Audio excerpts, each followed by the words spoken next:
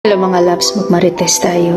So, kasi marami sa inyo dyan na naniniwala na kapag dito na sa US, yung mga AFAM ay mga mayayaman na. Hindi yan totoo. Marami ding mga AFAM na naghihirap. Kung sa atin natatawagin ay isang kahig, isang tuka. Yes, yan yung tawag dito, yung nabuhay ka lang paycheck to paycheck.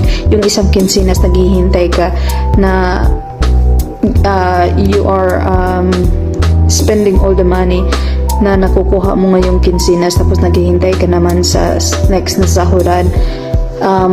Hindi ka ahead, no? Talagang literal na isang kahig, isang tuka. Maraming ganyan dito, okay?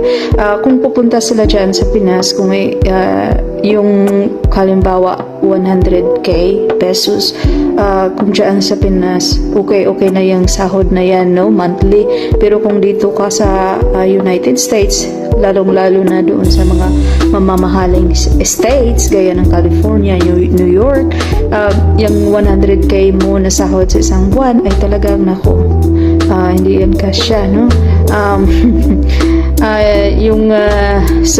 Mag-isip-isip kayo, no?